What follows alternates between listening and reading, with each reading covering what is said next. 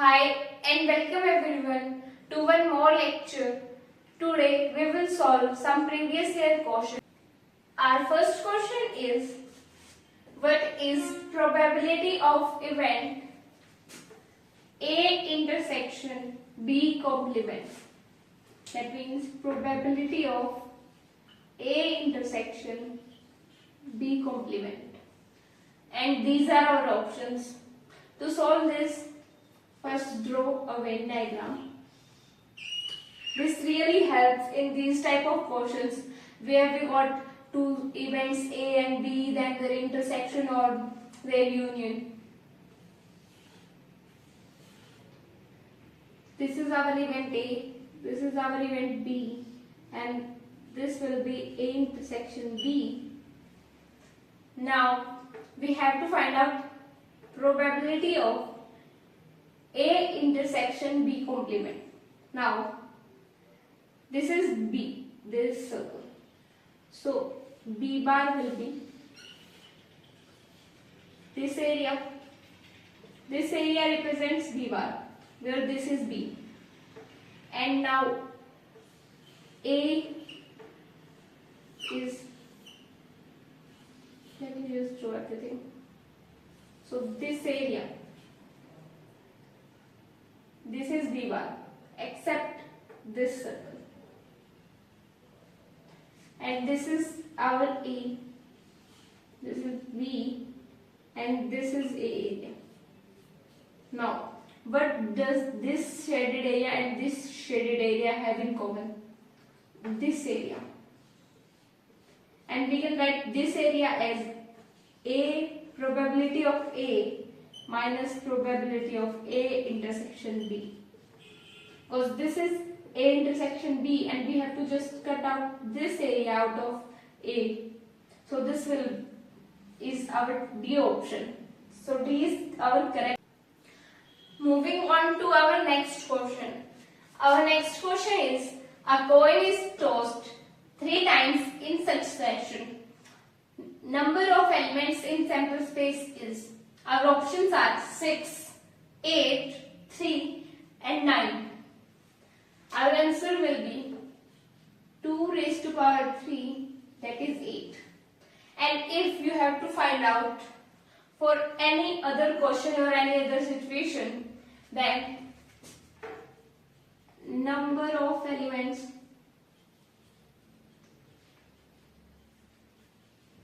in sample space for one time. If we do the event only one time, if we toss a coin one time, if we roll a die in one time, then number of events in that sample space raised to the power n. If we roll a die 2 times, for one time our sample space will be 1, 2, 3, 4, 5 and 6. And if we roll it for 3 times, then our sample space will contain 6 raised to power 2, 36 elements in the sample space. So this is the formula or a simple trick for it. Our next question is, variance for a constant A is equal to.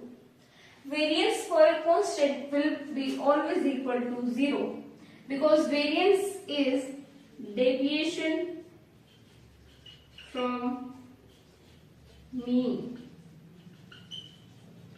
and mean of a constant is always itself, so there will be no deviation from the mean because our value is also A and our mean is also A, so there will be no deviation. That's why our.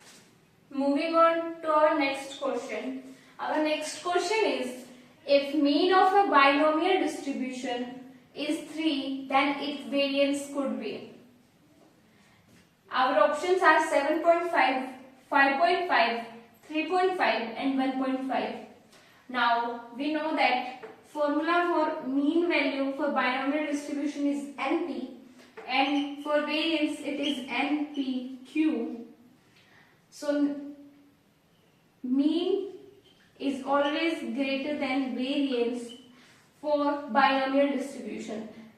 That means NP is greater than NPQ because Q and P are probability, P is probability of success and Q is probability of failure, and they both are always less than 1, less than or equal to 1.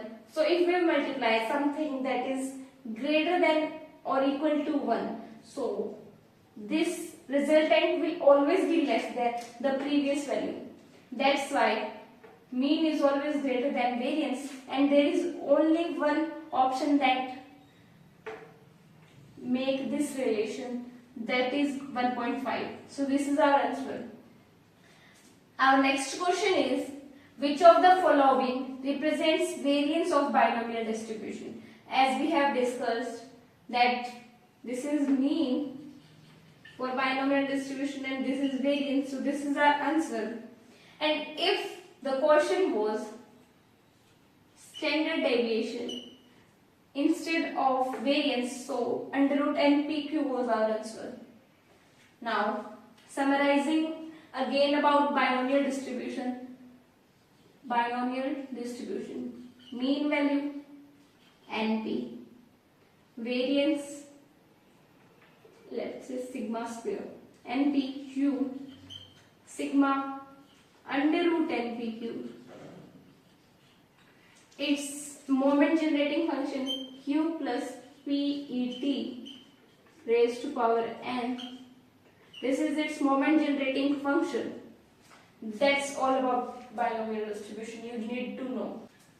Moving on to our next question, which is, if n equals to 5 and p equals to 3 by 5, where p is probability of success, value of q is. This is a binomial distribution where parameters n is 5 and p is 3 by 5, and we know that p plus q equals to 1 is a property that a binomial distribution holds, where p is probability of success and q is probability of failure. So q will be 1 minus p, 1 minus 3 by 5, that is 2 by 5. So this is our answer. Our next question is, we have to find correlation coefficient for covariance equals to 2.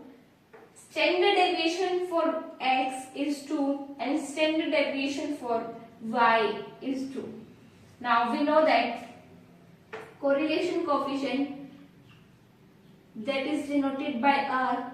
This is Karl Pearson's correlation coefficient, that equals to covariance of xy divided by standard deviation of x multiplied with standard deviation of y.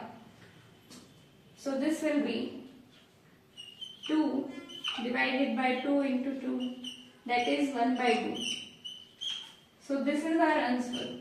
Now we should note this one thing. If here this was given sigma x square, so that this would have been variance, and we have used under root 2 instead of 2.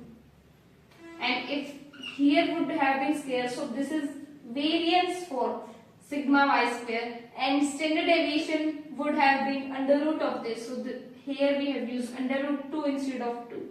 So you should note these small things, that what is given, variance or standard deviations, and how we can use them alternatively. That's all. We will meet in our next lecture.